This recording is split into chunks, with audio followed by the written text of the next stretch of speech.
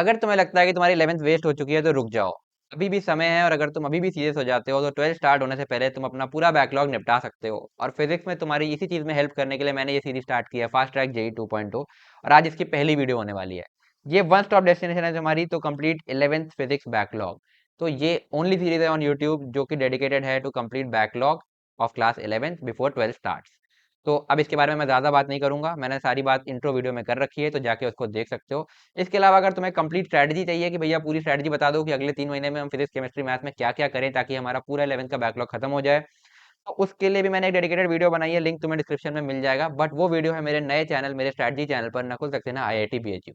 तो जाकर उसको भी सब्सक्राइब कर लेना, उस पर भी तुम्हारे लिए काफी अमेजिंग कंटेंट प्लान्ड है। और बाकी इस चैनल को तो तुमने सब्सक्राइब कर ही लिया होगा। तो चलो बिना कोई टाइम वेस्ट किए शुरू करते हैं वीडियो को यार। तो डिफरेंशिएशन को हमने अच्छे से समझ लिया है। मैंने तुम्हें थोड़ा थोड़ा ये भी आइडिया दिया था लास्ट लेक्चर में कि डिफरेंशिएशन का एक्चुअली में यूज क्या आता है फिजिक्स में। बाकी उसको हम डिटेल में देखेंगे जब हम काइनेमेटिक्स स्टार्ट करेंगे, जब हम सारी डेफिनेशन वगैरह पढ़ेंगे कि वेलोसिटी क्या होती है, डिस्प्लेसमेंट क्या होता है, पोजीशन कैसे डिसाइड करते हैं, और उसके अलावा एक्सेलरेशन क्या होता है, तो वहां पर हम उसकी डिटेल में बात करेंगे। तो डिफरेंशिएशन जहाँ पे आया उसके साथ साथ एक टूल और हम बहुत ज्यादा फ्रीक्वेंटली यूज करते हैं, दैट इज इंटीग्रेशन। तो आज हम उसी को समझने वाले हैं कि अब ये इंटीग्रेशन क्या चीज है। तो हेड ना सकते हो इंटीग्रेशन, है ना, इंटीग्रेशन। तो आज स्क्रैच से पूरा हम इंटीग्रेशन समझेंगे, ठीक है। हालांकि ये बहुत बड़ा टॉपिक है ना। अगर तुम मैथ्स में देखोगे तो मैथ्स में ऑलमोस्ट 20 से 30 लेक्चर्स, अगर मैं डेफिनेट इंडेफिनिट इंटीग्रेशन मिला लूँ, तो इतने लेक्चर्स तुम्हें लगते हैं इंटीग्रेशन सीखने में। तो इतना डीप है ये, बट हमें फिजिक्स में जितना चाहिए उतना हम आज समझ लेंगे। बाकी हो सकता है तुम्हें आगे फिजिक्स में कहीं किसी प्रॉब्लम में ऐसा इंटीग्रेशन एनकाउंटर हो जाए किसी बुक में, जिसमें तुम्हें कोई 12th के इंटीग्रेशन का कॉन्सेप्ट लग रहा हो, जैसे इंटीग्रेशन बाय पार्ट्स और बहुत सारे इंटीग्रेशन के मेथड्स है। तो वो कभी कभी लग जाते हैं, तो वो अगर वैसा क्वेश्चन होगा तो तुम्हें छोड़ के रखना पड़ेगा, और बाद में जैसे इंटीग्रेशन का प्रॉब्लम अगर नहीं हो रहा है तो। और जब 12th का इंटीग्रेशन पढ़ लोगे तो तुम्हें बहुत आसान लगेगा, ठीक है। बट आज मैं तुम्हें इतना बता दूंगा कि मैक्सिमम क्वेश्चन तुम्हारे हो जाएंगे और इंटीग्रेशन रिलेटेड तुम्हें प्रॉब्लम नहीं आएगी, एटलीस्ट 11th के जितने भी क्वेश्चन तुम अभी करने वाले हो तो। चलो, तो देखते हैं। तो इंटीग्रेशन का आइडिया कहाँ से आया। एक बात बताओ, लेट से ये हमारे पास एक एक्स वाई प्लेन है, ठीक है, डन। एक्स वाई प्लेन है और ये अपने पास एक स्ट्रेट लाइन है इस तरीके की, ठीक है। अब इस पे लेट से मैं कोई दो पॉइंट पकड़ता हूँ। लेट से मैंने एक पॉइंट पकड़ा ये, जिसका एक्स कोऑर्डिनेट है लेट से x1, है ना, वाई कोऑर्डिनेट है इसका y1। और एक पॉइंट पकड़ा मैंने ये x2, है ना, और एक पॉइंट पकड़ा मैंने ये मतलब इसी पॉइंट का ये है y कोऑर्डिनेट y2, ठीक है। तो अब अगर मेरे से कोई बोले कि मुझे इस x1 वाले पॉइंट से, x1 y1 वाले पॉइंट से x2 y2 वाले पॉइंट के बीच जितना भी एरिया अंडर कर्व है, बेसिकली ये वाला एरिया, ये निकालना है, तो क्या तुम निकाल सकते हो इसको, खुद बताओ, है ना। तो देखो कैसे निकालोगे इसको, बहुत इजी है कि इसको पहले मैं दो पार्ट्स में डिवाइड कर लूंगा इस तरीके से, है ना। बेसिकली इस तरीके से अगर मैं देखूं तो इसको एक रेक्टेंगल और एक ट्रायंगल में डिवाइड कर लूंगा, है ना, ठीक है। तो इस पूरे डिस्टेंस को, जो ये वाला हाइट है, इसको मैं बोल सकता हूँ y2 माइनस y1, है ना। या फिर इसी को मैं डेल्टा y भी बोल दूं सीधे सीधे, है ना। और यहाँ से यहाँ तक का ये जो डिस्प्लेसमेंट है इसको मैं डेल्टा x बोल देता हूँ, जो कि x2 माइनस x1 है ना। तो अगर अब मैं इसका एरिया लिखना चाहूँ तो एक तो हो जाएगा ये y1 डेल्टा x, है ना, इस रेक्टेंगल का एरिया, प्लस वहाँ डेल्टा y डेल्टा x, है ना। इस तरीके से मैं इसको लिख सकता हूँ, ठीक है। तो इसका बेसिकली तुम्हें फॉर्मूला पता है ना। Sorry, delta y delta x by 2, है ना, हाफ बेस इंटू हाइट होता है ना। तो इस तरीके से तुम इस पूरे कर्व का एरिया बता सकते हो क्योंकि इसका तुम्हें फॉर्मूला पता है। बट इसमें प्रॉब्लम कहाँ आती है कि लेट से तुम्हारे पास इस तरीके से एक्स वाई एक्सेस है, और अब तुम्हारे पास बेसिकली कुछ इरेगुलर शेप्ड कर्व है। जैसे अभी तुम्हारे पास ये था, अब अगर कोई इरेगुलर शेप का कर्व होगा लेट से इस तरीके का, है ना, ठीक है। एक मिनट थोड़ा ढंग से बनाते हैं, ये हो गया, है ना, y equal to F x, ये एक कर्व है। अब इस कर्व पे अपन दो पॉइंट लें, लेट से एक पॉइंट ये है वही x1 y1, ठीक है, उसी तरीके से x1 y1, ठीक है, x2, और इसी करेस्पॉन्डिंग आ जाएगा तुम्हारा ये y2, ठीक है। तो ये बन गया अपना कर्व। तो अब अगर मैं तुमसे बोलूँ कि इन दोनों पॉइंट्स के बीच, ये जो x1 y1 वाला पॉइंट है पॉइंट ए, और ये x2 y2 वाला पॉइंट है पॉइंट बी, तो इन दोनों पॉइंट के बीच इस कर्व के नीचे का एरिया अंडर कर्व निकालो, तो क्या करोगे यार। तो एक चीज ध्यान से देखो, इधर तो तुम्हें फॉर्मूला पता था, अब इसमें स्ट्रेट लाइन की जगह कुछ और रेगुलर कर्व्स हैं जो कि तुमने फॉर्मूले अपने 9 10 में रटे होते थे। सर्कल का तुम्हें फॉर्मूला पता है, पाई आर स्क्वायर, ठीक है। तो अगर ऐसा कोई रेगुलर कर्व दे दूं तब तो तुम निकाल लोगे, बट ये तो कुछ इरेगुलर कर्व है, इसका कुछ भी इक्वेशन हो सकता है, ठीक है। कोई भी फंक्शन हो सकता है, उसका ये कर्व है। तो इस केस में तुम एरिया अंडर कर्व कैसे निकालोगे? बेसिकली जो तुमने फॉर्मूले पढ़े ना एक्चुअली में, ट्राइंगल के और सर्कल के और जितने भी तुमने एरिया के फॉर्मूले पढ़े, वो बेसिकली कहीं ना कहीं इंटीग्रेशन से ही आते हैं, ठीक है। तो वो तुम्हें फॉर्मूले रटा दिए जाते हैं, तो तुम्हें पता है। बट ऐसे अगर इरेगुलर कर्व दिया तो कैसे करेंगे, ठीक है। तो इसमें हम क्या करते हैं कि इसको कुछ स्ट्रिप्स में डिवाइड कर लो, इस तरीके से, है ना। एक, दो, है ना। बेसिकली रेक्टेंगुलर स्ट्रिप्स में डिवाइड कर लो इस तरीके से, है ना। एक मिनट ध्यान से देखना, क्या गड़बड़ हो रही है ना। ये इस तरीके से रेक्टेंगुलर स्ट्रिप्स में डिवाइड कर लो, ठीक है, ध्यान से देखना। अ, ठीक है।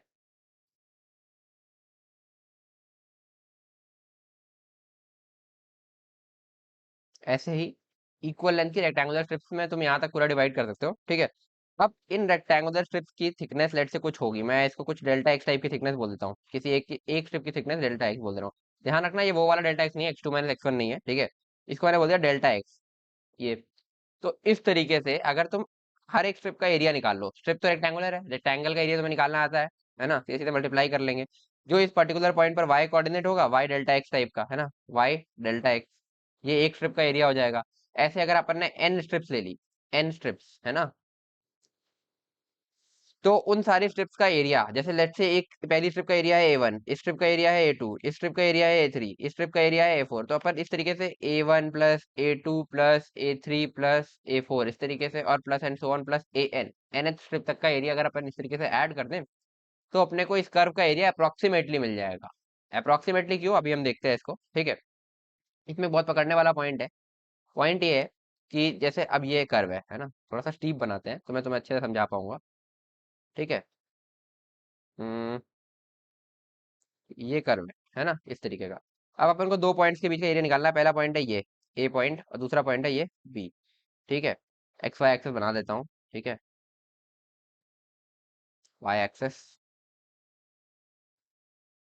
एक्स एक्सेस, ठीक है। तो लेट से मैं इसमें स्ट्रिप्स लेता हूँ, है ना, ठीक है। पहले तो ये लाइन ड्रॉ कर लूँ, है ना। तो पहले मैं स्ट्रिप्स ले रहा हूँ, कोई ये कलर पकड़ता हूँ, लेट से ऑरेंज से लेता हूँ, ठीक है। मैंने स्ट्रिप की विड्थ रखी कुछ ये, ध्यान से देखना, ठीक है। ये है पहला स्ट्रिप, है ना, ठीक है। फिर इसके ऊपर आएगा ये दूसरा स्ट्रिप, है ना, ठीक है। फिर आएगा ये लेट से तीसरा स्ट्रिप, मैंने इसको तीन स्ट्रिप्स में लेट से डिवाइड किया, इस तरीके से, है ना। और अब मैं बोल रहा हूँ कि अगर मैं इन तीनों स्ट्रिप्स का एरिया ऐड कर दूं, A1 इसका एरिया हो गया, A2 इसका एरिया हो गया, A3 इसका एरिया हो गया, ठीक है।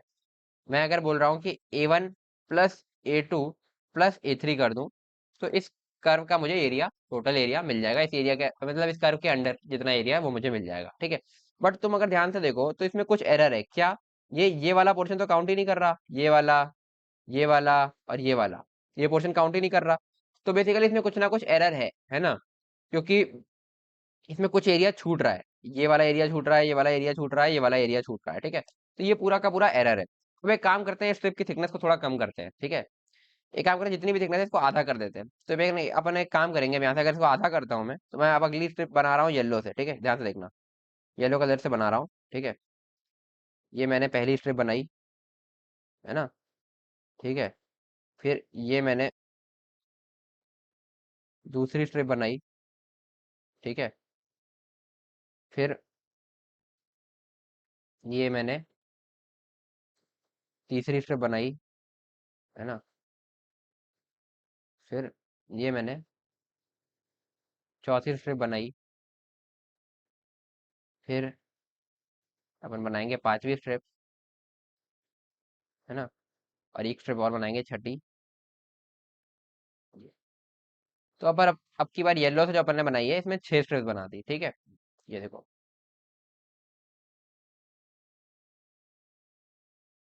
तो अब छह स्ट्रिप बनाने के बाद क्या हुआ, देखो एरर अभी भी है, बट क्या एरर कम हो गया, ध्यान से देखो। अब एरर है ये, ये, ये, ये, ये, और पहले जो एरर था उसमें से कौन सा एरिया अब हम एक्स्ट्रा काउंट कर ले रहे हैं, देखो ये वाला, ये पोर्शन एक्स्ट्रा काउंट हो गया जो पहले नहीं काउंट हो रहा था, मतलब जब हमने बड़ी स्ट्रिप ली थी तब। उसके अलावा यहाँ पर देखो ये एक एक्स्ट्रा एरिया काउंट हो गया और ये वाला भी एक्स्ट्रा काउंट हो गया। तो बेसिकली जितना हम स्ट्रिप्स को बढ़ाते जाएंगे, नंबर ऑफ स्ट्रिप्स जितना बढ़ा देंगे, उतना ये एरिया मतलब एरर कम होता जाएगा, ठीक है। तो यहाँ पर लिख सकते हो as number of strips increase error decreases, as number of strips increase error decreases, ठीक है। तो जैसे नंबर ऑफ स्ट्रिप्स बढ़ाते जाओगे एरर डिक्रीज करता जाएगा। तो बेसिकली नंबर ऑफ स्ट्रिप्स कैसे इंक्रीज करेगी, thickness of strip decrease, thickness of strip decreases, है ना। अब एरिया ऑफ वन स्ट्रिप अपन ने क्या निकाला था, लेट्स से ये वाई कोऑर्डिनेट है ना। इस स्ट्रिप का वाई कोऑर्डिनेट ये है, इस स्ट्रिप का वाई कोऑर्डिनेट ये है, इस स्ट्रिप का वाई कोऑर्डिनेट ये है। तो लेट्स से कोई एक पकड़ लो, जैसे ये वाई कोऑर्डिनेट है। तो इस स्ट्रिप का एरिया अपन ने क्या बोला था, y coordinate into its thickness delta x, है ना। इस तरीके से हम एक स्ट्रिप का एरिया लिख रहे थे और हम ऐसे डेल्टा एक्स थिकनेस की स्ट्रिप्स एक के बाद एक लेते जा रहे थे, ठीक है। तो मैं बोल रहा हूँ जैसे जैसे हम इन नंबर ऑफ स्ट्रिप्स को बढ़ाएंगे, यानी कि एक स्ट्रिप की थिकनेस को कम करेंगे, उस हिसाब से हमारा एरर कम होता जाएगा।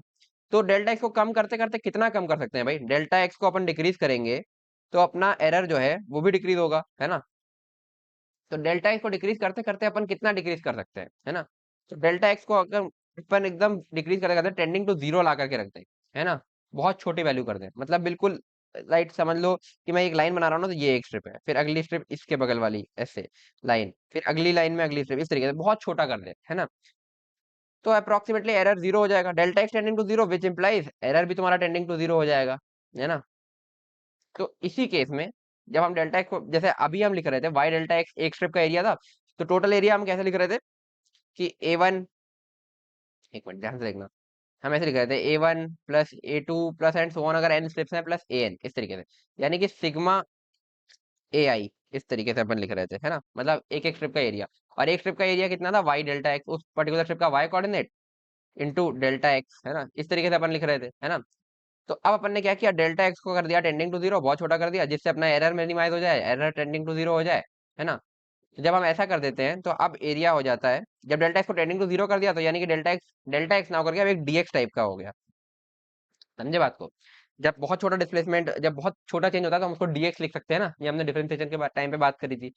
तो अब अपन इसको लिख सकते हैं area is equal to integration of y dx, मतलब जब हमने इसको बहुत छोटा किया, delta x tending to zero किया, जब ये डीएक्स टाइप का बन गया, तो इंटीग्रेशन का साइन हटा के मैं यहाँ पे एक नया साइन लगा देते हैं, इंटीग्रेशन, है ना। इंटीग्रेशन जो है ये है इंटीग्रेशन का साइन, ठीक है, ये जो अपन ने बनाया है, ठीक है।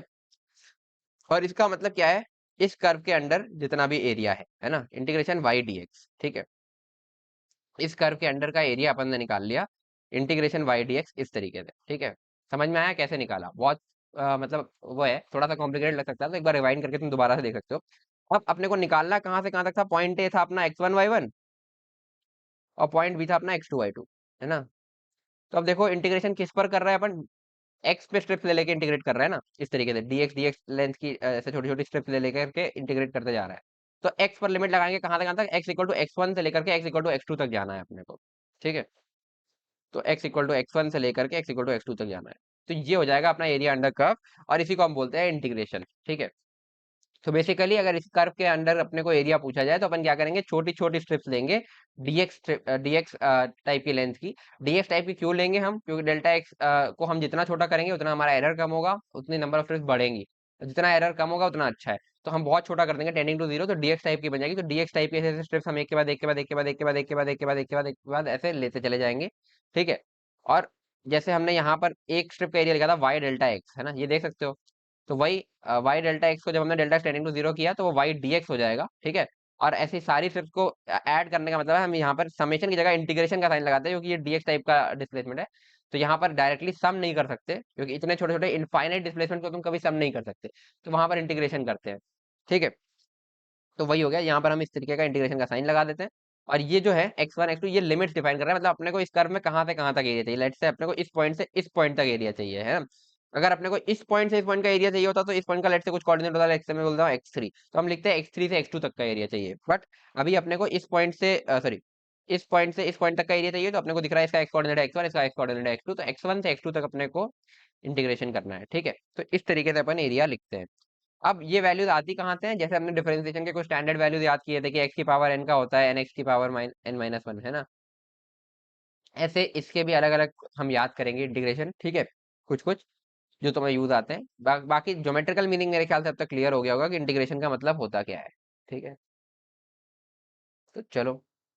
अब एक इंटीग्रल में चार चीजें होती हैं, ठीक है, वो मैं तुम्हें बता ही चुका हूँ, एक बार लिखवा देता हूँ। इंटीग्रेशन वाई डी एक्स इस तरीके का दिखता है ना। जिसमें से या इंटीग्रेशन वाई डी एक्स, या इसको वाई को एफ एक्स भी लिख सकते हो, Y equal to F X करता ना, एफ एक्स लिख लो, ठीक है, F X D X. Y D X भी लिख सकते हो। तो Y is equal to F X ही है ना, मतलब बेसिकली कर्व ही रखा है वहां पर ये, y equal to F x है कर्व, है ना, ये यहाँ पे लिखा है, ठीक है। तो वही integration F X D x, तो ये अपन यहाँ पे रख देंगे। तो ये जो एफ एक्स है या फिर जो वाई है, इसको हम बोलते हैं इंटीग्रेंट। मतलब इसके अंदर अपन फंक्शन डालते हैं जिसको इंटीग्रेट करना होता है। अब ये फंक्शन कैसा भी हो सकता है, ठीक है, y is equal to x square एक कर्व है, वाई इक्वल टू एक्स एक कर्व है, y equal to x cube एक कर्व है, वाई इक्वल टू कोई भी, वाई इक्वल टू कुछ भी है, मतलब डिफरेंट टाइप ऑफ कर्व हो सकते हैं। तो इसको हम बोलते हैं इंटीग्रेंट, ठीक है। डीएक्स को हम बोलते हैं वेरिएबल ऑफ इंटीग्रेशन, मतलब जिस पर इंटीग्रेशन अपन कर रहे हैं, है ना। तो जैसे अगर ये वाला फंक्शन x में है तो हम ये dx के साथ इंटीग्रेट कर रहे हैं, ठीक है। ये फंक्शन y में भी हो सकता था, तो वो अलग हो जाता, तो फिर यहाँ पर हमें वेरिएबल ऑफ इंटीग्रेशन देखना पड़ता है क्या है, ठीक है। उस हिसाब से इसको आप बोलते हैं वेरिएबल ऑफ इंटीग्रेशन। और जैसे अपन ने यहाँ पर x1 से x2 इस तरीके की कुछ लिमिट दी थी ना, x1 से x2 लिमिट दी थी, तो जैसे अब ये वाली लिमिट है जो नीचे देते हैं, इसको बोलते हैं लोअर लिमिट, यानी कि जहां से अपने को इंटीग्रेशन स्टार्ट करना है ना। और जहां तक का इंटीग्रेशन लेना है उसको अपन बोलते हैं अपर लिमिट। ये सारी कुछ चीजें होती है इंटीग्रेशन में, ठीक है। तो आई गेस अब तुम्हें समझ में आ गया होगा कि इंटीग्रेशन एक्चुअली में होता क्या है। आगे बढ़ते हैं। हेडिंग डाल सकते हो, integration as inverse of differentiation, या फिर D Y by D x. तो integration as inverse of differentiation, इसका क्या मतलब हुआ भाई। तो डिफरेंशिएशन में अपन क्या करते थे कि एक बड़े फंक्शन को छोटे छोटे छोटे छोटे छोटे छोटे पार्ट्स में तोड़ते थे, और हम बोलते थे इसको डिफरेंशिएट कर दिया भाई, हम वहीं से हम रेट ऑफ चेंज वगैरह निकालते थे, ठीक है। और इंटीग्रेशन में अपन क्या करते हैं, उन्हीं छोटे छोटे छोटे छोटे छोटे छोटे पार्ट्स को सम अप करते हैं, है ना। तो बेसिकली डायरेक्ट सम अप तो कर नहीं सकते, इसलिए हम इंटीग्रेट करते हैं, जो हमने यहाँ पर अभी किया, छोटे छोटे स्टेप्स को इंटीग्रेट करा है ना। कहाँ गया, ठीक है, छोटे छोटे स्टेप्स को अपन ने इंटीग्रेट करा है। अरे कहाँ गया ये। तो बस वही इंटीग्रेशन जो है वो बेसिकली डिफरेंशिएशन का उल्टा होता है, यानी कि लेट से मेरे पास कोई एक फंक्शन है y equal to F x, done. y equal to F x अपने पास एक फंक्शन है, तो अपन मैं d Y by D x लिखूंगा, अगर यहाँ पे d Y by D x लिखूंगा, तो वो आएगा एफ डैश एक्स। ऐसे अपन इसको डिनोट करते हैं, है ना, या वाई डैश जो बोलते थे तुम, ठीक है, एफ डैश एक्स, है ना। तो अपन एक काम करते हैं, d y is equal to ऐसा लिखते हैं, एफ डैश एक्स, और इस डी एक्स को उधर ले जाते हैं। और अगर अपन दोनों साइड अब इंटीग्रेट कर दें इस तरीके से, तो इधर आ जाएगा y, और इधर आ जाएगा एफ एक्स, जो पहले इंटीग्रेशन था, जो पहले वो मतलब बेसिकली जो अपना था, ठीक है, प्लस सी, ठीक है, पहले जो फंक्शन था प्लस सी, इस तरीके का आ जाएगा। यानी कि कोई अगर फंक्शन है ना, उसको अपन डिफरेंशिएट करेंगे डी बाई डी एक्स, है ना, तो अपने को कुछ वैल्यू मिलती है एफ डैश एक्स। और अगर अब इसको वापस अपन इंटीग्रेट कर देंगे with respect to d x, तो अपने को ये एफ एक्स मिल जाएगा। बेसिकली प्लस सी मिलता है एक, है ना, यहाँ पे प्लस सी लगा लो। प्लस सी क्यों नहीं मिलता है अभी देखना तुम, ठीक है। बेसिकली इंटीग्रेशन क्या है, डिफरेंशिएशन का उल्टा है ना। जैसे डिफरेंशिएशन में जो अपन ने, जैसे मैंने तुम्हें लॉजिक समझा दिया कि मतलब हम उसको पार्ट्स में डिवाइड करते हैं, और इंटीग्रेशन उन पार्ट्स को सम अप करते हैं, ठीक है, ऐसा है। बाकी कैसे बेसिकली उल्टा है अभी तुम्हें देखने को मिलेगा। लेट से कोई एग्जांपल लेते हैं, हम एग्जांपल लेते हैं y equal to sine x, ठीक है। तो इसका अगर मैं y डैश यानी कि डिफरेंशिएशन लिखूं, तो वो हो जाएगा, या फिर D Y by D x लिख लेता हूँ ऐसे करके, d Y by D x लिखूं तो वो हो जाएगा तुम्हारा कॉस एक्स। अब इस डी वाई को इधर ही रखता हूँ, डी एक्स को उधर ले जाता हूँ, cos x D x, cos x D x. Integrate करूंगा दोनों साइड, तो इधर बन जाएगा डी वाई का सारा इंटीग्रेशन किया तो y बन जाएगा, है ना, छोटे छोटे डी वाई को ऐड करते गए तो टोटल y ही मिलेगा ना अपने को। और cos x का इंटीग्रेशन बनेगा जो sin x, cos x किसका डिफरेंशिएशन होता था अपने को ये ध्यान रखना है। तो ध्यान रखो sin x का डिफरेंशिएशन अपन पढ़ते थे cos x, और cos x का डिफरेंशिएशन अपन पढ़ते थे माइनस sin x। तो cos x किसका डिफरेंशिएशन है, sin x का, तो cos x का इंटीग्रेशन क्या हो जाएगा, जिसका cos x डिफरेंशिएशन है, cos x किसका डिफरेंशिएशन है, sin x का, ये बन जाएगा sin x, पर साथ में आएगा एक प्लस c, ये कांस्टेंट। तो जब तक अपने पास इंटीग्रेशन में लिमिट नहीं है, जैसे अपने को यहाँ पर लिमिट नहीं दिया है, अगर यहाँ पे कुछ लिमिट दिया होता, लोअर लिमिट अपर लिमिट, तब ये कांस्टेंट नहीं आता, तब कुछ और होता, वो मैं तुम्हें अभी डेफिनेट इंटीग्रेशन पढ़ाऊंगा तो बताऊंगा, ठीक है। बट अभी मान लो लिमिट नहीं है, लिमिट नहीं है तो फिर अपने को ये सी लगाना पड़ेगा। क्यों? अभी देखने को मिलेगा तुमको, देखो दो एग्जाम्पल्स हैं, है ना। y is equal to sine x और दूसरा है y is equal to sine x plus two. ये दो एग्जाम्पल्स हैं, जरा दोनों को डिफरेंशिएट करो। तो इसका डिफरेंशिएशन आएगा तुम्हारा cos x और इसका डिफरेंशिएशन भी आएगा cos x। तो इन दोनों ही फंक्शंस का डिफरेंशिएशन आ गया cos x। तो अगर मैं cos x को इंटीग्रेट करूंगा, cos x dx इस तरीके से अगर मैं इंटीग्रेट करूंगा, तो मुझे sin x प्लस सी मिलना चाहिए। क्योंकि चाहे sin x हो, चाहे sin x प्लस टू हो, चाहे sin x प्लस थ्री हो, चाहे sin x प्लस कुछ भी हो, कोई कांस्टेंट को इसमें मैं ऐड कर दूं, उन सब का डिफरेंशिएशन cos x ही बन रहा है। मतलब ऐसे इनफाइनाइट फंक्शन हो सकते हैं जिनका डिफरेंशिएशन cos x बन रहा है। तो इसलिए उन सारे फंक्शन को दिखाने के लिए अपन को ये लिखना पड़ता है। अब ये सी मिलेगा कहाँ से अपने को क्वेश्चंस में? या तो कोई और एडिशनल कंडीशन दी होगी, ठीक है, इंटीग्रेशन निकालने के बाद वहां से तुम सी की वैल्यू निकालोगे, ठीक है, वो क्वेश्चन करोगे तुम्हें आगे धीरे धीरे समझ में आ जाएगा। या फिर तुम्हें डेफिनेट इंटीग्रेशन की तरह, मतलब यहाँ पर कुछ लोअर लिमिट अपर लिमिट दी होगी, ठीक है, तब तुम ये सी की वैल्यू निकाल सकते हो। तो वो भी हम देखेंगे कि कैसे करते हैं। बट अभी तक समझ लो कि अगर इंडेफिनिट इंटीग्रेशन कहीं दिया है, तो इस तरीके का अपने को एक कांस्टेंट ऑफ इंटीग्रेशन इसको बोलते हैं, कांस्टेंट ऑफ इंटीग्रेशन, ये लगाना पड़ेगा। क्यों लगाना पड़ेगा उसका लॉजिक मैंने तुम्हें समझा दिया, कि ऐसे इनफाइनाइट फंक्शन हो सकते हैं जिनका डिफरेंशिएशन cos x हो, ठीक है। हाँ, तो यही है।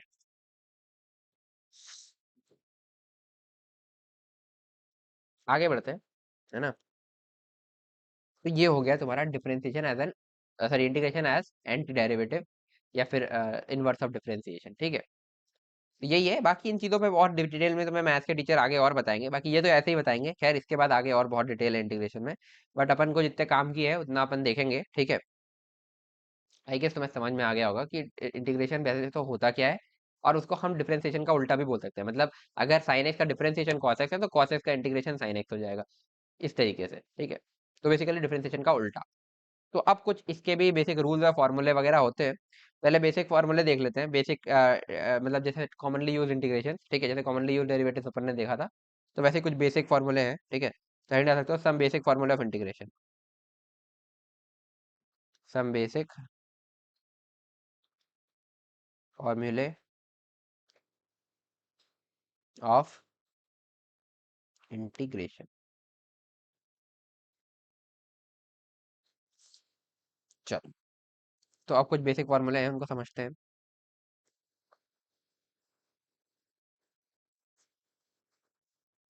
तो सबसे पहले बात करेंगे कांस्टेंट की इंटीग्रेशन की, ठीक है। इंटीग्रेशन ऑफ, अपन ने इसमें डाला के dx, इंटीग्रेशन ऑफ dx, मतलब x के रिस्पेक्ट में इंटीग्रेट कर रहे हैं के को, वेयर के क्या है, कांस्टेंट है ना, ठीक है। एक काम करते हैं, इसको अपन कलर चेंज कर लेते हैं, कि इसको ग्रीन ले लेते हैं, है ना। तो के अपना क्या है, कांस्टेंट है, क्योंकि उससे अपन आंसर लिखेंगे। तो कांस्टेंट का इंटीग्रेशन क्या है, कांस्टेंट को सीधे सीधे अपन बाहर निकाल सकते हैं आगे, ठीक है। तो ये बनेगा के इंटीग्रेशन dx, और इंटीग्रेशन dx सिंपली x हो जाएगा, तो ये हो जाएगा के एक्स प्लस सी, एक लगेगा ही, वो तो तुम जानते हो, कांस्टेंट ऑफ इंटीग्रेशन, ठीक है। तो ये हो गया। नेक्स्ट पे आते हैं, इंटीग्रेशन ऑफ एक्स की पावर, सॉरी, यहाँ पर फंक्शन अलग कलर से लिखेंगे, एक्स की पावर एन का integration with respect to dx, है ना, where N is not equal to one. क्यों? Sorry, N is not equal to -1। -1 हो गया तो ये 1/x बन जाएगा, उसका इंटीग्रेशन कुछ और होता है, वो तुम्हें अभी तक समझ में याद आ गया होगा कि 1/x किसका डिफरेंशिएशन होता था भाई। 1/x डिफरेंशिएशन किसका होता था, ये तुम थोड़ी देर सोचो, नेक्स्ट हम वही करेंगे, ठीक है। तो इसलिए 1/x किसी और, किसी पर्टिकुलर फंक्शन का डिफरेंशिएशन होता था, इसलिए x की पावर -1 यानी कि 1/x का हम इस तरीके से नहीं करेंगे, अदरवाइज बाकी सारे फंक्शन का हम यही करेंगे जो यहाँ पर करने वाले हैं। तो क्या करेंगे, x की पावर n का इंटीग्रेशन करना है। तो अपने को करना क्या है कि पहले तो पावर को एक बार बढ़ा दो, n+1 अपॉन उसी बढ़ी हुई पावर से डिवाइड कर दो, ठीक है। ये होता है प्लस सी। अब इसका तुम एंटी डेरिवेटिव करके देख लो, इन सब के एंटी डेरिवेटिव करके देख लो, इसको डिफरेंशिएट करोगे तो तुम्हें के मिल जाएगा, तो ठीक है, वही आना चाहिए। इसको डिफरेंशिएट करके देखो जरा, डी/dx करके देखो इसका। तो x की पावर n+1 का डिफरेंशिएशन होगा n+1 इंटू एक्स की power N plus one minus one यानी कि एन, और अपॉन एन प्लस वन नीचे डिनोमिनेटर में ऑलरेडी है, ये कैंसिल आउट हो जाएंगे तो एक्स की पावर एन ही बनेगा, है ना। तो यही है, इस तरीके से तुम चेक कर सकते हो, बाकी ये फॉर्मूले तुम्हें याद करने पड़ेंगे। तो एक्स की पावर एन का इंटीग्रेशन कैसे करते हैं, उसी पावर को एक बार बढ़ा दो, है ना, और उस बढ़ी हुई पावर से डिवाइड कर दो, इस तरीके से याद रखो। जैसे अगर ये एक्स की पावर टू होता है ना, एग्जाम्पल एग्जाम्पल के तौर पे, अगर ये एक्स की पावर टू होता, तो इसका अगर अपने को इंटीग्रेशन करना है विद रिस्पेक्ट टू dx, है ना, तो अपन क्या करते हैं, एक्स की पावर को जैसे टू है तो थोड़ा एक पावर बढ़ा दो, तो टू से ऊपर एक तीन हो गई, और उसी बढ़ी हुई पावर यानी कि थ्री से डिवाइड कर दो, तो ये हो जाता अपना प्लस सी आता ही, इस तरीके से। ठीक है, अगर ऐसा गिवन हो इंटीग्रेशन ऑफ ए एक्स की power N D x, a constant है, तो क्या करोगे भाई, ए को बाहर निकाल दो, इंटीग्रेशन एक्स की पावर एन डी एक्स बचेगा, ये सिंपली बन जाएगा ए एक्स की power N plus one upon N plus one plus C, है ना। अच्छा, अगर ऐसा हो integration of A B x plus सी की पावर एन डी एक्स, तब क्या करोगे, तो अब कुछ नहीं करना, एक काम करो, बी एक्स प्लस सी को कुछ मान लेते हैं, क्या माने, टी मान लेते हैं, दोनों साइड डिफरेंशिएट करोगे, तो बी और सी तो कांस्टेंट ही है, तो बी एक्स का डिफरेंशिएशन बनेगा बी डी एक्स, है ना, प्लस सी का डिफरेंशिएशन जीरो, है ना, क्योंकि कांस्टेंट का डिफरेंशिएशन जीरो है, और इधर टी का डिफरेंशिएशन डी टी, ये बन जाएगा। तो अपन इसको यहाँ पे पुट कर देंगे, तो अपना ये इंटीग्रेशन अब बन जाएगा इंटीग्रेशन ऑफ ए, और बी एक्स प्लस टी को अपन ने बोल दिया था टी, है ना, टी की पावर एन, डी एक्स की जगह अपन रख सकते हैं डी टी अपॉन बी, यहाँ से देखो, into d t upon b, इसमें से कॉन्स्टेंट को बाहर निकालो, ए अपॉन बी बाहर आ जाएगा, बचेगा केवल टी की पावर एन डी टी। तो टी की पावर एन का तो अपने को इंटीग्रेशन आता है, तो टी की power N plus one upon N plus one, और ये ए बाय बी अलग है ना, तो ये आएगा अपना A by B N plus one, और टी की power N plus one, T क्या था अपना, ये रहा B x plus C, B x plus सी की पावर एन प्लस वन। तो इसका क्या बना फाइनली, यहाँ पर लिख लेते हैं, है ना, इसका बनेगा बी एक्स प्लस सी की power N plus one upon N plus one, और ये ए कांस्टेंट ऐसे कैसे, बाकी जो एक्स का कोएफिशिएंट है उसको बस डिवाइड और कर दो। तो इसको इस तरीके से शॉर्टकट के फॉर्म में तुम याद भी कर सकते हो। क्या करना है कि मतलब जैसे अगर ये यहाँ पर लेट से bx प्लस सी की जगह केवल x होता, तो अपन क्या करते हैं, इस a को तो बाहर निकाल देते हैं, वो कांस्टेंट मल्टीप्लाइड रहता वैसा का वैसा, ठीक है। उसके अलावा bx प्लस सी का इंटीग्रेशन यानी कि x अगर होता तो x का इंटीग्रेशन लिखते हैं x की power n plus one upon N plus one, तो उसकी जगह bx प्लस सी की power n plus one upon N plus one, but अब x का जो भी कोएफिशिएंट है यहाँ पर b है तो उससे डिवाइड और करना पड़ेगा x। तो इसको एज अ शॉर्टकट भी लोग याद रखते हैं, बाकी प्रोसीजर यही है, bx प्लस सी को t रखा और इस तरीके से अपन ने सॉल्व किया। ठीक है, बाकी ये शॉर्टकट आप याद रखो, क्योंकि आगे के मैं जो भी प्रूफ कराऊंगा इसमें, तो अब सीधे सीधे मैं यही लिखूंगा कि एक्स कोएफिशिएंट से डिवाइड और कर दो, बस। और बाकी इसको treated like as a single entity, ठीक है, अगर ये सिंगल मतलब बेसिकली यहाँ पर कांस्टेंट ऐड किया है तो कोई दिक्कत नहीं है। चलो, ये हो गया, नेक्स्ट पर आते हैं, एक्स की पावर एन हो गया, ठीक है। अब अपन तीसरा केस वही जो मैंने तुम्हें बोला था कि इंटीग्रेशन ऑफ एक्स की पावर एन डी एक्स, या where n equal to minus one, है ना, या इसी को ऐसे बोल सकते हो और integration of one by x D x. तो वन बाई एक्स का इंटीग्रेशन, तो वन बाई एक्स का कौन सा फंक्शन का डिफरेंशिएशन होता है बाई वन बाई एक्स, तो वन बाई एक्स डिफरेंशिएशन होता है तुम्हारा एल एन एक्स का, तो ये बन जाएगा एल एन एक्स प्लस सी, ठीक है। तो ये भी तुम्हें वैल्यू याद रखनी है। अगर ऐसा दे दे इंटीग्रेशन ऑफ, एक minute, A upon B x plus C D x, तो क्या करोगे भाई, सिंपल, पहली बात ए को बाहर निकाल दिया, डन। अब integration of one upon B x plus C बचा, तो one B x plus C को एक्स की तरह माना, तो वन बाई एक्स का इंटीग्रेशन होता है एल एन एक्स, तो हम लिख देंगे L N of B x plus C, इस पूरे को एक एंटिटी की तरह मानते हुए, है ना। और एक्स का कोएफिशिएंट बी यानी कि बी से डिवाइड करेंगे यहाँ पर और एक्स, तो ये हो जाएगा अपना आंसर, ठीक है। प्लस एक कॉन्सेप्ट ऑफ इंटीग्रेशन यहाँ पर के लगा देता हूँ, क्योंकि सी अपन ने ऑलरेडी यूज कर लिया है, ठीक है, तो इस तरीके से इसको कर सकते हैं।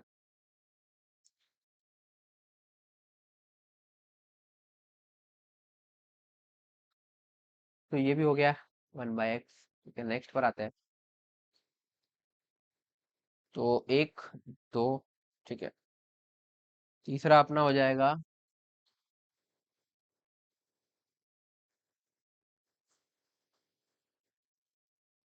इंटीग्रेशन ऑफ साइन एक्स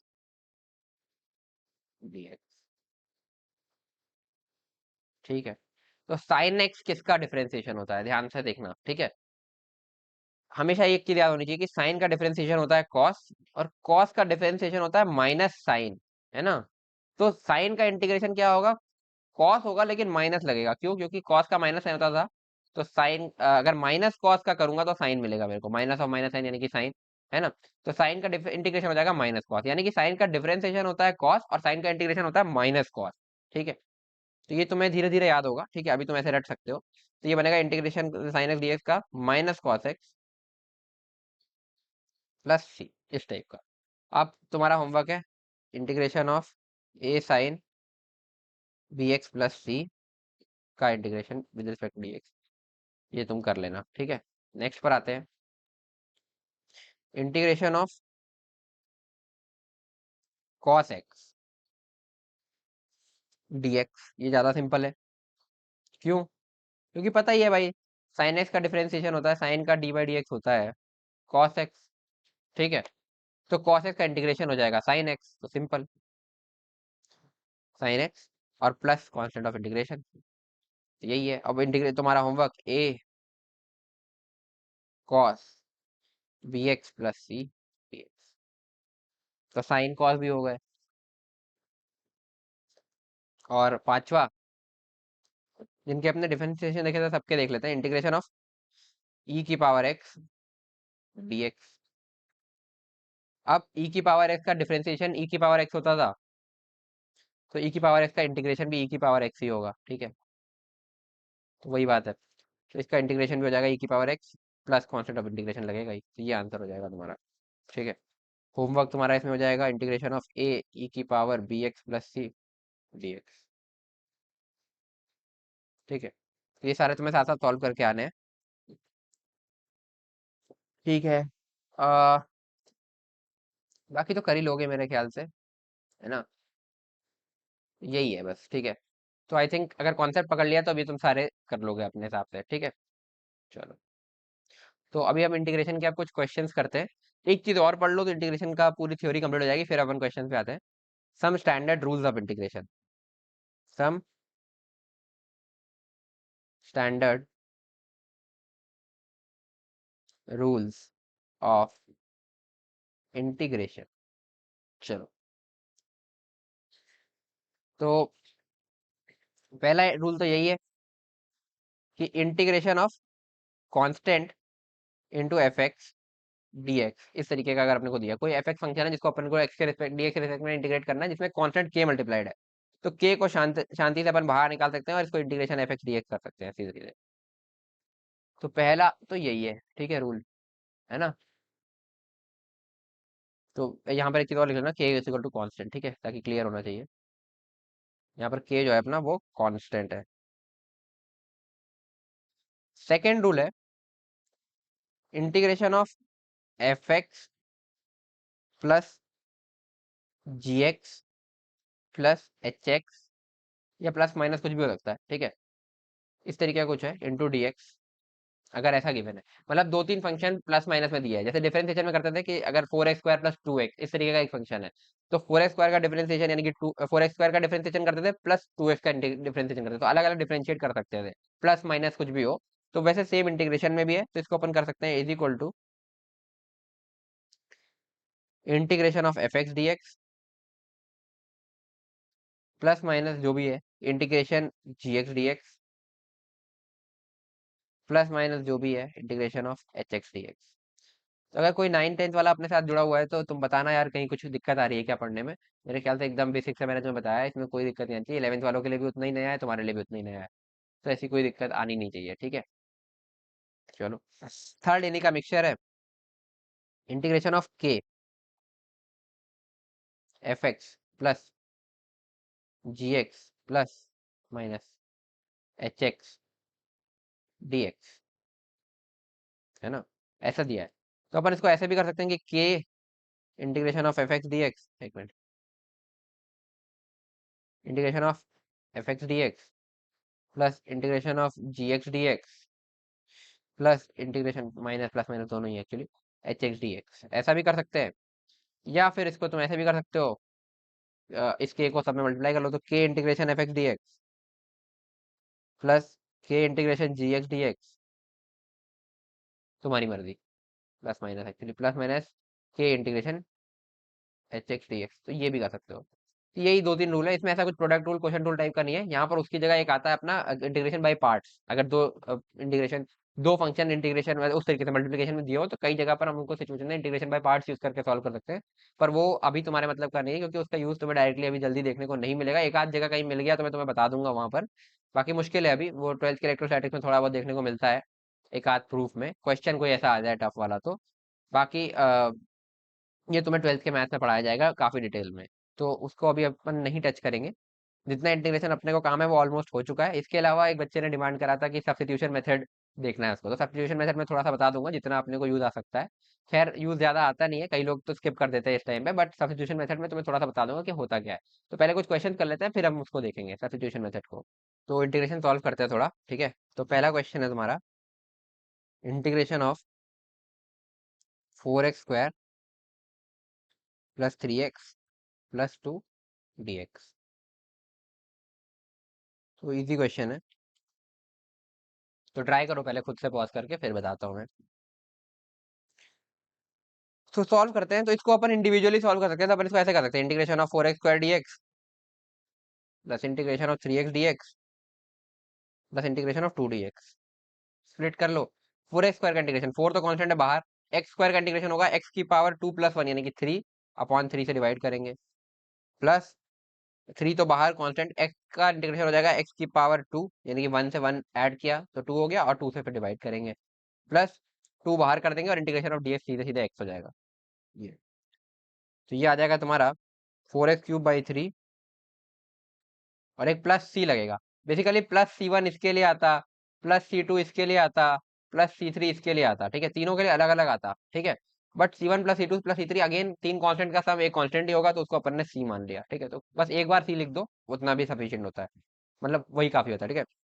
ये हो जाएगा 4x³ by 3 plus 3x² by 2 plus 2x plus c. Actually में C1 प्लस C2, यहाँ C1 यहाँ C2 यहाँ C3 इसके साथ लिखते हैं, और C1 plus C2 plus C3 again एक कांस्टेंट है तो उसको C लिख लिया, तो वही है। चलो next, integration of 2/3x+4 dx। तो 2/3x+4, तो 2 तो कांस्टेंट है बाहर निकाल लो, 1/x टाइप का इंटीग्रेशन दिख रहा है, ये bx प्लस सी वाला जो भी मैंने तुम्हें एग्जाम्पल कराया था। तो 1/x का इंटीग्रेशन क्या होता है, ln x। इसको लिख सकते हो ln ऑफ, ये पूरी चीज अगर मैं x की तरह मान लूं, एक इंटिटी की तरह, 3x+4। एक चीज और करनी पड़ेगी क्या, x के कोएफिशिएंट से डिवाइड, तो यहाँ 3 से डिवाइड कर देंगे, प्लस सी। बाकी इसको करते कैसे ये मैंने तुम्हें प्रूफ के टाइम बताया था, तो वही कर लो। तुम अपने आप से ट्राई करना इससे, 3x+4 अगर इसमें समझ में नहीं आया तो 3x+4 को कुछ t मानना, तो यहाँ से 3 dx = dt मिल जाएगा। तो मैं चलो कर ही देता हूँ, 2 को बाहर किया, इंटीग्रेशन dx की जगह मैंने लिखा dt/3, है ना। पहले तो वन वन बाई ये 3x+4 को मैंने लिख लिया t, तो 1/t, और dx को लिखा, और dx को लिख सकता हूँ यहाँ से dt/3, dt/3। तो ये 3 भी बाहर निकाल दूंगा तो ये बनेगा 2/3 इंटीग्रेशन dt/t, यानी कि 2/3, एक minute, 2/3 ln t plus C. तो बस वही करना है, तो 2/3 ln ऑफ, और टी का यहाँ से लिख सकते हो, कहाँ गया, टी की वैल्यू 3x+4, वही 3x+4 प्लस सी, तो यही आएगा, ठीक है। ये देखो, तो बस ये शॉर्टकट अगर तुम्हें याद है कि बस इसको x की तरह मानो, इसका इंटीग्रेशन करो, बस x से कोएफिशिएंट डिवाइड करना मत भूलना, बस उसके बाद हो जाएगा तुम्हारा ये, इतना ईजी है। चलो, अच्छा एक कंफ्यूजन यहाँ पर बच्चों के दिमाग में बहुत आता है, ठीक है। कई लोग सोचते हैं जैसे अभी अपन ने 2 बाहर निकाला है ना, तो ये 2 तो बाहर निकाल लिया था, है ना। तो अपन इसको ऐसे भी लिख सकते थे ना कि 2 ln of 3x+4, तो इसमें देखना ln of 3x+4 upon 3 plus C, ऐसा भी लिख सकते थे। क्या ये सही है, बिल्कुल सही है, ये भी आंसर बिल्कुल सही है। क्यों, क्योंकि एक चीज देखो कि अगर तुम इसको खोलोगे तो ये बनेगा 2 ln of 3x+4 upon 3 plus 2c।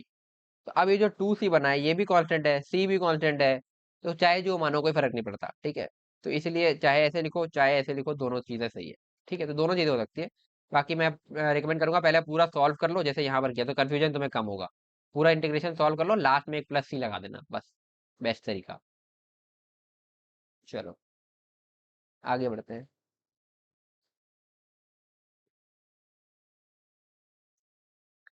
Next question.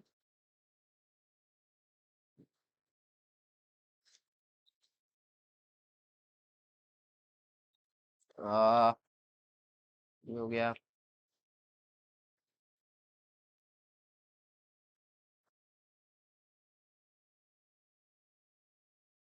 Integration of ई की पावर 3x+4 dx।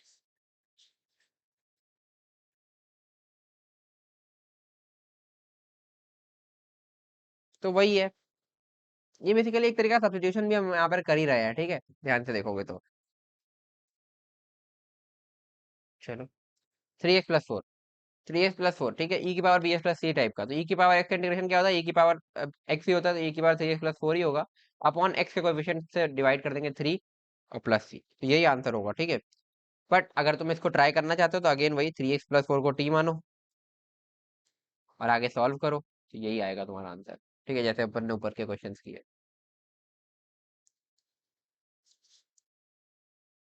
ओके, और देखते हैं कुछ अच्छे क्वेश्चंस तुम्हारे लिए, फिर डेफिनेट इंटीग्रेशन बता दूंगा जल्दी से।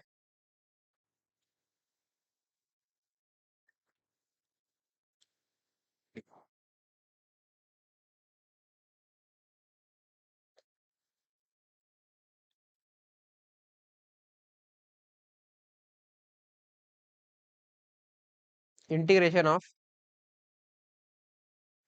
ई की power 2x plus 1/x² dx करो। तो कुछ नहीं करना है, अलग अलग इंटीग्रेट करना है। पहले इसका इंटीग्रेशन करते हैं, ई की पावर 2x का, है ना। ई की पावर 2x का इंटीग्रेशन क्या बनेगा, ई की पावर 2x अपॉन 2 प्लस इसका इंटीग्रेशन करेंगे, एक्स की पावर -2 है ये एक्चुअली में, तो एक्स की पावर -2 + 1, यानी कि एक्स की पावर -2 + 1 अपॉन -2 + 1, और प्लस एक सी तो लगेगा ही। तो ये बनेगा ई की पावर 2x/2 प्लस एक्स की पावर -2 + 1 का मतलब क्या है, एक्स की पावर -1 अपॉन 1 - 2 का मतलब क्या है, -1 प्लस सी। तो इसको थोड़ा और सिंप्लीफाई करके लिखना चाहते हैं तो ई की पावर 2x/2 प्लस, प्लस क्या, यहाँ पे माइनस ले लो, ये माइनस है ना, -1/x प्लस सी, आंसर, ठीक है। तो ये है।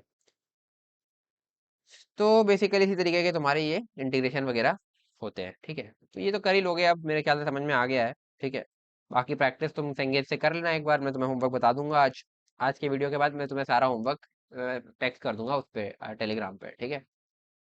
चलो अब आगे बढ़ते हैं अपन, डेफिनेट इंटीग्रेशन की बात कर लेते हैं।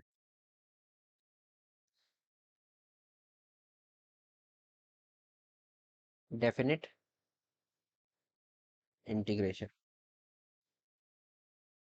अभी सब्स्टिट्यूशन वाला मैं बताऊंगा, ठीक है, तो उसका वेट करना।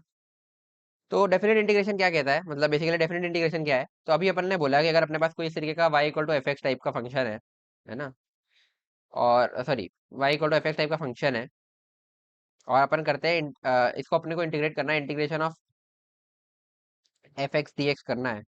तो लेट से इसका इंटीग्रेशन कुछ है, लेट से कुछ कैपिटल fx टाइप का फंक्शन है, ठीक है। तो इसका आंसर बनता है कैपिटल fx प्लस सी, है ना। जैसे x² था तो x³ / 3 प्लस सी, इस तरीके का। तो अपन ये साथ में कॉन्सेप्ट ऑफ इंटीग्रेशन हर जगह लेके चल रहे हैं। अगर अपने को यहाँ पर और यहाँ पर कोई लोअर लिमिट अपर लिमिट यानी कि लिमिट्स लगा के नहीं दी हुई है, बट अगर लिमिट्स दी हुई है तो अपने को इसकी जरूरत नहीं होती है। तो अपन कैसे एवेलुएट करते हैं उसको देखेंगे। तो पहले तो समझो ऐसी बात कि अभी मैंने तुम्हें बताया था कि जो इंटीग्रेशन है वो एरिया अंडर कर्व देता है, ठीक है। ये है अपने पास एक्स वाई एक्सिस, ये है अपना फंक्शन y = fx, है ना। तो अपने को क्या करना है, ये कोई पॉइंट है x1, ये कोई पॉइंट है x2, ठीक है। इसके corresponding y coordinate y1 y2 इस तरीके से लिख लो यार, है ना, ठीक, कोई दिक्कत नहीं है, ठीक है। तो अपने को अगर ये एरिया निकालना है, ठीक है, तो ये जो एरिया होगा ये आएगा इंटीग्रेशन ऑफ fx dx, है ना, और इसमें x की लिमिट लगाएंगे x1 से लेकर के x2, है ना। तो वही स्मॉल, अगर स्मॉल एफ एक्स का इंटीग्रेशन कैपिटल एफ एक्स आता है तो अपना आंसर आ जाएगा कैपिटल एफ एक्स, है ना। अभी मैं इसका एग्जांपल दिखाता हूँ तो तुम्हें ज्यादा अच्छे से क्लियर होगा, ठीक है, क्योंकि अभी तुम्हें ऐसे मजाक वो लग रहा होगा। तो ठीक है, अगर स्मॉल एफ एक्स का इंटीग्रेशन आता है कैपिटल एफ एक्स, तो अगर ये इंडेफिनिट इंटीग्रेशन होता तो अपन लगाते प्लस सी, बट अभी अपने को उसकी जरूरत नहीं है। तो जब अपन का ये आंसर आ गया कैपिटल एफ एक्स, इसके साथ हम इसको इस तरीके से लिखते हैं, है ना, चाहे बॉक्स करके चाहे लाइन बना के इस तरीके से एक ब्लॉक बॉक्स बनाया। यहाँ पर लिखते हैं लोअर लिमिट x1, यहाँ पर लिखते हैं अपर लिमिट x2। इसका मतलब क्या है कि जब अपन ने ये इंटीग्रेट करके फंक्शन निकाल लिया कि इसका इंटीग्रेशन क्या आ रहा है, तो इसमें x2 पुट कर दो, यानी कि f ऑफ x2 माइनस फिर x1 पुट कर दो, ये हो जाएगा तुम्हारा आंसर। तो बेसिकली क्या कहने का मतलब हुआ, integration of F X dx अगर इनडेफिनेट इंटीग्रेशन था तो ऐसा आता था capital F x plus C, एक minute, capital F x plus C. और इसी फंक्शन को अगर अपन इंटीग्रेट कर रहे हैं, बट अब की बार अपने पास एक लिमिट गिवन है कि कहाँ से कहाँ तक लिमिट करना है, जो कि बेसिकली सिग्निफाई क्या कर रहा है, एरिया अंडर कर्व इस पॉइंट से इस पॉइंट के बीच। तो अगर दो पॉइंट्स के बीच का स्पेसिफाई कर रहा है तो ऑब्वियसली लिमिट दी होगी हर बार। तो यहाँ पर लिमिट लगा दी x1 से x2, तो इसमें क्या आंसर आएगा, f of x2 minus F of x. Basically इसको दो स्टेप में लिखते हैं, पहले ऐसे लिखते हैं एफ एक्स, इसका इंटीग्रेशन आया, इसमें x1 से x2 लिमिट लगाई, ठीक है, इस तरीके से, तो ये आता है f of x2 minus F of x1। तो फंक्शन में पुट कर दो और फिर ऐसे इस तरीके से। फॉर एग्जाम्पल, एग्जाम्पल दिखाते हैं तुमको, integration of x square D x 1 से लेकर के 4 तक, ठीक है। तो इसका कहने का मतलब क्या है, एक्स स्क्वायर का ग्राफ पहली बात कैसा होता है, इस तरीके का होता है, तो मैं बना के दिखा देता हूँ यहाँ पर, है ना। Y equal to x square का ग्राफ ऐसा होता है, ठीक है। तो 1 लेट से यहाँ पे कहीं आएगा 1, और 1 पर वाई की वैल्यू भी 1 ही है, और 4 यहाँ पे कहीं आएगा, तो 4 का स्क्वायर ये वाई की वैल्यू 16 आ जाएगी। तो अपने को ये एरिया चाहिए बेसिकली, है ना। तो यहाँ पर अपन क्या करेंगे, एक्स स्क्वायर का पहले तो इंटीग्रेशन करेंगे। एक्स स्क्वायर का इंटीग्रेशन क्या आएगा, एक्स क्यूब, यानी कि 2 की पावर 2 प्लस 1 यानी कि 3 बाई 3। बट अब यहाँ पे कॉन्स्टेंट ऑफ इंटीग्रेशन नहीं लगाएंगे, यहाँ पर लिमिट लगाएंगे 1 से 4। इसका मतलब क्या हुआ कि पहले अपन इसी फंक्शन में रखेंगे 4, तो 4 का क्यूब बाय 3, जब अपन 4 रखेंगे, माइनस अब लोअर लिमिट रखेंगे इस फंक्शन में, तो 1 का क्यूब बाय 3। तो ये बनेगा 4 वजह 60, 64 64 64 बाई 3 माइनस 1 बाई 3, यानी कि 63 बाय 3। तो इस तरीके से ये अपना एरिया अंडर कर्व आ गया, तो ये एरिया आया ये। तो अपन ने क्या किया, इंटीग्रेशन किया, बट अब की बार कॉन्स्टेंट ऑफ इंटीग्रेशन लगाने के बजाय लिमिट्स पुट कर दी। लिमिट्स पुट करने का मतलब क्या हुआ, अपर लिमिट फंक्शन में रखो ये, माइनस लोअर लिमिट फंक्शन में रखो, तो वही चीज यहाँ पर आई। तो बेसिकली अपने एग्जांपल में स्मॉल एफ एक्स है ये, इसका जो इंटीग्रेशन बना कैपिटल एफ एक्स है ये जो इसके अंदर रखा है, कैपिटल एफ x2 है ये, और कैपिटल एफ x1 है ये, और x2 है ये अपर लिमिट, और x1 है ये लोअर लिमिट, ठीक है। तो ये जो अपन ने ऊपर पूरा लिखा है ना थ्योरी, ये उसी का एक एग्जांपल से मैंने तुम्हें एक्सप्लेनेशन दे दिया, एग्जांपल से बेटर समझ में आता है, ठीक है। तो वही है, स्मॉल एफ एक्स टाइप का फंक्शन है, उसको अगर वैसे इंटीग्रेट करते तो कैपिटल एफ एक्स प्लस सी आता, बट अगर लिमिट गिवन है तो तुम क्या करोगे, कैपिटल एफ एक्स आएगा उसका आंसर, कॉन्सेप्ट ऑफ इंटीग्रेशन लगाने के बजाय x2 और x1 इस तरीके से लिमिट लगाओगे, और उसके बाद उसमें फंक्शन में पुट कर दोगे f of x2 minus f of x1, ठीक है। तो यही होता है इसका मतलब। तो आई गेस समझ में आ गया होगा ये। तो इस तरीके से अपन डेफिनेट इंटीग्रल को इवेलुएट कर लेते हैं, ठीक है। उफ, तो चलो कुछ क्वेश्चंस कर लेते हैं।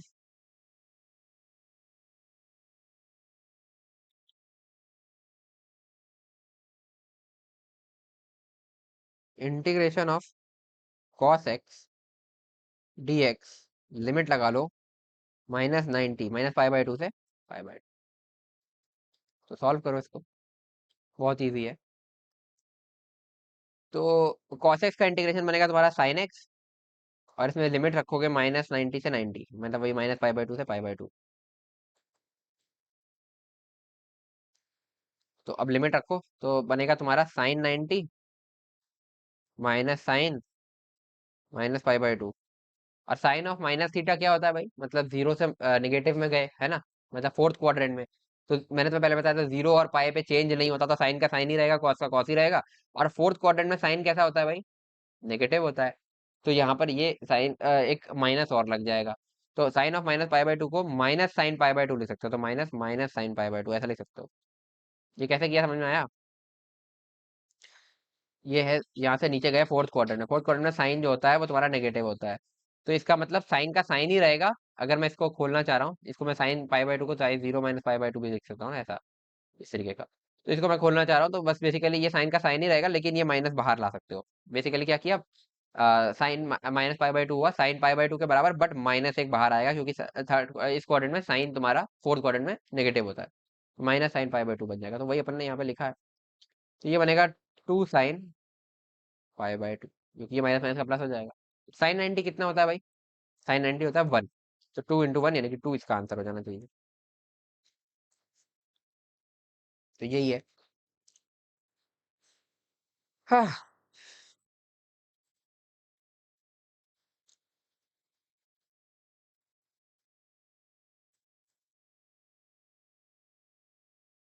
एक होमवर्क ले लो। इंटीग्रेशन ऑफ e⁻x -1 से 1 dx। ये तुम्हारा होमवर्क है, ठीक है? इसको कर लेना, बहुत इजी सा क्वेश्चन है। अभी पॉज करके अभी कर लो यार, तुरंत हो जाएगा। चलो। और इसके अलावा सेंगेज में कुछ कुछ थ्योरी एक्स्ट्रा दी हुई है, ठीक है, इस चैप्टर में, तो वो उस पर ध्यान मत देना, केवल क्वेश्चंस करना। क्वेश्चन से मैं तुम्हें आज टेलीग्राम ग्रुप पे मैसेज कर दूंगा कि कौन कौन से क्वेश्चंस करने हैं पूरे चैप्टर से, क्योंकि तुम्हारा बेसिक मैथ आज कंप्लीट हो जाएगा। नेक्स्ट लेक्चर से अपन वेक्टर स्टार्ट करेंगे। तो ये कर लो एक solve. Integration of GMM by x square, ये बेसिकली ग्रेविटेशनल फोर्स का एक, वो लिखा है वैल्यू। तो ये तुम्हें आगे देखने को मिलेगा, बट चलो ऐसे ही डाल दिया मैंने। ये सारे कांस्टेंट है, जी भी कांस्टेंट है, एम भी कांस्टेंट है, एम भी कांस्टेंट है, ये सारे कांस्टेंट है, ठीक है? इसका टेंशन मत लेना। लिमिट लगाइए इन्फिनिटी से आर। अब तो सोच रहे होगे इन्फिनिटी लिमिट लगा दी तो कैसे होगा। इन्फिनिटी लिमिट देख कर डरना नहीं है, पहले सॉल्व तो करो, फिर लिमिट लगाएंगे, लास्ट स्टेप होता है लिमिट लगाना। तो इसमें GMM तो पहले कॉमन हो जाएगा बाहर। इंटीग्रेशन के अंदर बचेगा dx/x²। ठीक है। 1/x² यानी कि x⁻², यानी कि x⁻² dx, इस तरीके का बन जाएगा इंटीग्रेशन। GMM वैसे ही रहेगा, is equal to GMM। x⁻² का इंटीग्रेशन बनेगा x⁻−1/-1, है ना? तो ये बनेगा -GMM अपॉन x। ये x⁻−1 कैसे लिख दिया। और इसमें आप लिमिट लगा लो इन्फिनिटी से 1, ऐसा ही बोला था ना, इन्फिनिटी से कैपिटल आर, ठीक है? तो लगाओ। तो लिखोगे -GMM, x की जगह रख दो r, -GMM upon infinity. Infinity का मतलब है, मतलब बहुत बड़ी वैल्यू से डिवाइड करना, यानी कि 0, इसलिए इन्फिनिटी लिमिट दी थी। डिनोमिनेटर में इन्फिनिटी आता है तो 0 बना देता है, 0 बना दिया इसने। तो आंसर सिंपली हो जाएगा -GMM/r। तो इस तरीके की एप्लीकेशन तुम्हें इसकी देखने को कहीं ना कहीं मिल सकती है आगे फिजिक्स में। तो यही है, डेफिनेट इंटीग्रेशन के बारे में इतना ही है, ठीक है? तो आई गेस अब तुम्हें कॉन्सेप्ट भी क्लियर हो गया होगा और समझ में आ गया होगा। बाकी इसके प्रैक्टिस के लिए मैं तुम्हें क्वेश्चन आज बता दूंगा, तो तुम लोग आराम से इसको करते रहना। वेक्टर स्टार्ट होने के बाद भी तुम्हें 1-2 लेक्चर्स में तो कुछ मिलेगा नहीं प्रैक्टिस के लिए खास, तो इसी को करते रहना तब तक। अब बात कर लेते हैं इंटीग्रेशन का। सब्स्टिट्यूशन से कैसे हम इंटीग्रेशन करते हैं, इंटीग्रेशन बाय सब्स्टिट्यूशन। तो इसकी बहुत डिटेल वैसे तो तुम्हें मिलेगी जब तुम ट्वेल्थ में इंटीग्रेशन पढ़ोगे। बट जितना अपने को फिजिक्स में रिक्वायरमेंट है वो मैं तुम्हें अभी बताऊंगा, है ना? क्योंकि एक बच्चे का इंटरेस्ट था, अदरवाइज मैं इसको अभी स्किप भी कर सकता था, बाद में जब कहाँ यूज आता वहां तुम्हें मैं बताता है, ठीक है? बट चलो, सब्स्टिट्यूशन का यूज अपन इंटीग्रेशन में कैसे करते हैं इसको देखो। लेट से तुम्हारे पास इस तरीके का कोई इंटीग्रेशन आ जाए, integration of √(1 + y² into 2y/dy। तो अब तुम्हें देखने को मिल रहा होगा यहाँ पर दो फंक्शन है, एक ये एक ये, ठीक है? तो अब क्या किया जाए, इसमें कोई प्रोडक्ट रूल तो अपन ने पढ़ा नहीं है। बट इसको क्या किसी तरीके से अपन कन्वर्ट करके केवल एक इंटीग्रैंड और एक वेरिएबल में ला सकते हैं। अभी तो अपने पास दो इंटीग्रैंड दिख रहे हैं, एक इंटीग्रैंड ये है √(1 + y², और एक इंटीग्रैंड है 2y, और ये है अपना वेरिएबल dy। तो कुछ कर सकते हैं क्या? तो मुझे यहाँ से एक चीज दिख रही है कि अच्छा y² है, तो y² का डिफरेंशिएशन क्या होता है भाई? y² का डिफरेंशिएशन होता है 2y। तो ये समझ में आ रहा है कि अपने अपन इसको किसी तरीके से डिफरेंशिएशन में डाल सकते हैं, बेसिकली इसको वेरिएबल में ही डाल सकते हैं। क्या करें, मुझे एक चीज समझ में आई कि 1 + y² को मैं कुछ मान लेता हूँ, लेट से t² मान लूँ। ठीक है, t² मान लेता हूँ, टी भी मान सकता हूँ। बट उसके बाद फिर मुझे दिक्कत ये आएगी कि अभी मेरे को ये जो 1 + y² है ना, ये रूट के अंदर है। t² मान लूंगा ना, तो ये रूट भी हटा सकता हूँ, अभी देखना कैसे, ठीक है? तो 1 + y² को मैंने मान लिया t²। ठीक है, इसका बहुत यूज आता है आगे ट्वेल्थ में, जब तुम प्रूफ वगैरह करोगे ना, ये वाला इंटीग्रेशन मतलब बहुत जगह यूज आता है। ऐसा मान लिया, आप दोनों साइड डिफरेंशिएट करो तो इधर वन का डिफरेंशिएशन जीरो, कांस्टेंट का जीरो, वाई वाई स्क्वायर का आएगा two y d y is equal to two t d t, इधर आ जाएगा तो टू से टू कैंसिल आउट, तो वाई डी वाई को मैं लिख सकता हूँ टी डी टी। ठीक है, वाई डी वाई को मैं लिख सकता हूँ टी डी टी। अब ये कैसा बनेगा ध्यान से देखना, under root of one plus Y square, one plus Y square को अपन ने टी स्क्वायर माना था, तो under root of one plus Y square बनेगा टी बन जाएगा। तो इसको अब इसी इंटीग्रेशन को मैं लिख रहा हूँ, ठीक है, तो इसको लिख दिया टी इंटू टू लिख दिया, ठीक है, और वाई डी वाई को अपन लिख सकते हैं टी डी टी। तो अब ध्यान से देखो, तो ये दो फंक्शन नहीं, इधर एक फंक्शन, मतलब ये रूट के अंदर ये डाला था, फिर ये इस तरीके का दिख रहा था, नॉन इंटीग्रेबल था, बट अब ये इंटीग्रेबल हो गया, कैसे देखना, ये बनेगा integration two t square d t, है ना, टू को बाहर निकालो, integration t square d t, और टी स्क्वायर का इंटीग्रेशन तो आता ही है, two t cube by three, है ना, और प्लस सी, और बस अब इसमें टी की वैल्यू रख दो, टी की वैल्यू क्या थी भाई, T square one plus Y square था, तो टी की value under root of Y, T की वैल्यू यहाँ से हो जाएगी under root of one plus Y square, है ना, तो ये बनेगा two under root of one plus Y square की पावर, यानी कि Y one plus Y square की पावर हाफ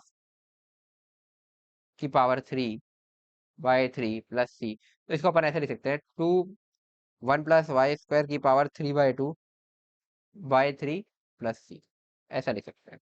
अब ये बताओ कि मैंने ये गैस कैसे किया, ये तुम्हें करते करते क्वेश्चन देख देख के समझ में आएगा कि वन प्लस वाई स्क्वायर को मैंने क्यों टी स्क्वायर सब्सिट्यूट किया, क्योंकि वाई स्क्वायर का मेरे को दिख रहा था कि सीधे सीधे वाई स्क्वायर का डिफरेंशिएशन जो है कुछ टू वाई टाइप का मुझे मिल सकता है, तो इसलिए मैंने किया, ठीक है, ये मुझे यहाँ पे एग्जैक्ट डिफरेंशियल मिल जाए। ठीक है, इसमें मैं एक वो भी कर सकता था कि वन प्लस वाई स्क्वायर को मैं ऐसा कर लेता, वन प्लस वाई स्क्वायर को मैं टी मान लेता, है ना, टी मानता तो मुझे क्या मिलता, two y d y is equal to d t, ऐसा मिल जाता, ध्यान से देखना, ठीक है, अगर ऐसा करता तो, ठीक है, तो ये हो जाता, थोड़ा सा मेरा काम और आसान हो जाता। अब मैं क्या करता, ये इस तरीके का ये कर लिया, ठीक है, तो अब मैं क्या कर रहा हूँ ध्यान से देखना, integration of under root of one plus Y square, ठीक है, वन प्लस वाई स्क्वायर को मैंने टी माना है, तो मुझे ऐसा मिलेगा रूट टी, है ना, क्योंकि रूट के अंदर अब मैं रूट नहीं हटा पाया, अगर टी स्क्वायर करता तो मैंने देखो यहाँ पे रूट हटा दिया था, इसको टी कर दिया था सीधे, बट अब मैंने वन प्लस वाई स्क्वायर को टी माना है, तो वन प्लस वाई स्क्वायर को टी माना है, पहले मैं वन प्लस वाई स्क्वायर को टी स्क्वायर मान रहा था, ठीक है, तो रूट टी, लेकिन टू वाई डी वाई का अपने को सीधे सीधे डी टी मिल जाएगा, ठीक है, तो रूट टी डी टी बन जाएगा ये, ऐसा, यानी कि इंटीग्रेशन ऑफ टी की पावर हाफ डी टी, तो ये भी कर सकते थे, ये भी एक पॉसिबल सब्स्टिट्यूशन है, तो टी की पावर हाफ का इंटीग्रेशन बनेगा टी की power three by two upon three by two plus C, यानी कि अगेन वही बनता टू टी की power three by two by three plus C, यानी कि टू, और टी की वैल्यू अपन ने क्या रखी थी under root of, sorry, two की वैल्यू, टी की वैल्यू क्या रखी थी अपन ने, वन प्लस वाई स्क्वायर, ठीक है, two into one plus Y square की power three by two by three plus, तो ये आंसर बनता, तो यही आंसर इधर भी है, तो दोनों में से कुछ भी रख सकते थे, ठीक है, मैंने वो क्यों रखा ताकि तुम जो है यहाँ से रूट हटा सको, बट देखा जा रहा है अगर अब तुम ऐसे देखोगे टी रखता तो ज्यादा जल्दी क्वेश्चन हो जाता, देख सकते हो जल्दी सॉल्व हो गया थोड़ा, तो वो डिपेंड करता है कि क्या सब्स्टिट्यूट करना है, वो तुम धीरे धीरे क्वेश्चंस करोगे तो समझ जाओगे, तो इस तरीके से सब्स्टिट्यूट करते हैं, ताकि इस तरीके का जैसे नॉन इंटीग्रेबल दिख रहा था ये, कि ये रूट के अंदर एक फंक्शन डाल दिया, अरे दूसरा फंक्शन दे दिया, तो इस तरीके का अगर कॉम्बिनेशन कहीं मिल जाए तो तुम नहीं कर पाओगे जल्दी, अगर ये one plus Y square into two y होता तो तुम फिर भी कर लेते, कैसे करते, वन इंटू टू वाई करते तो टू वाई बनता, Y square into two Y करते तो टू वाई क्यूब बनता, तो ये बनता two Y plus two Y cube, और two Y plus two Y cube का तुम इंटीग्रेशन कर सकते थे, बट यहाँ पे क्या किया, एक फंक्शन रूट के अंदर डाल दिया और दूसरा फंक्शन साथ में मल्टीप्लाई कर दिया, ऐसे ही एक फंक्शन साइन के अंदर डाल सकता है, दूसरा फंक्शन साथ में मल्टीप्लाई कर सकता है, ऐसा भी दे सकता है, तो क्या करोगे यही, कि जो फंक्शन रूट के अंदर डाला है, जैसे रूट के अंदर ये फंक्शन डाला है, या रूट साइन के अंदर ये कोई फंक्शन डाला है, उसको सब्स्टिट्यूट करो, ऐसा सब्स्टिट्यूट करो कि दूसरा फंक्शन उसका डिफरेंशियल बन जाए, बस, और फिर सॉल्व कर लो, तो ये करते करते समझ में आता है धीरे धीरे। हाँ, तो ठीक है यार, सब्स्टिट्यूशन में यही है, आगे बढ़ते हैं, तो ठीक है यार, इसी के साथ तुम्हारा इंटीग्रेशन भी कंप्लीट होता है और तुम्हारा बेसिक मैथ आज कंप्लीट होता है, तो यार आई होप तुम्हें वीडियो पसंद आई, अगर पसंद आई तो वीडियो को लाइक करना यार, जितना हो सके अपने दोस्तों के साथ शेयर करो, और अगर तुमने अभी तक चैनल को सब्सक्राइब नहीं किया है तो जल्दी से सब्सक्राइब कर लो, और इस सीरीज को अगर तुम फॉलो कर रहे हो तो एक कमेंट में हार्ट जरूर ड्रॉप करना यार। इसके अलावा मैंने तुम्हें स्टार्टिंग में भी बताया था कि मैंने स्ट्रैटेजी कंटेंट अपने नए channel Nakul Saxena IIT BHU पर शिफ्ट कर दिया है, जहाँ पर तुम्हारे लिए काफी अमेजिंग गाइडेंस और स्ट्रैटेजीज मैं देते रहता हूँ, तो अगर तुम्हें मेरी गाइडेंस चाहिए, मेरी पर्सनल मेंटोरशिप चाहिए, तो उस चैनल को भी जल्दी से सब्सक्राइब कर लेना। लिंक तुम्हें उसका भी डिस्क्रिप्शन में मिल जाएगा। चैनल का नाम है नकुल सक्सेना IIT BHU। और उस पर मैंने तुम्हारे लिए डिटेल्ड बैकलॉग वीडियो ऑलरेडी डाल दी है, जिसमें मैंने तुम्हारे साथ पूरी स्ट्रैटेजी डिस्कस की है कि तुम कैसे अगले 3 महीनों के अंदर फिजिक्स केमिस्ट्री मैथ्स का पूरा बैकलॉग खत्म कर सकते हो और बहुत कॉन्फिडेंटली अपनी 12th स्टार्ट कर सकते हो और 11th को वेस्ट होने से बचा सकते हो। तो वो वीडियो तुम्हारे लिए काफी इंपॉर्टेंट है, और अगर तुम जरा भी सीरियस हो 11th का बैकलॉग कंप्लीट करने के लिए, तो वो वीडियो जरूर देखना यार। तो मिलते हैं यार फास्ट ट्रैक के नेक्स्ट लेक्चर में, तब तक के लिए stay motivated and keep studying.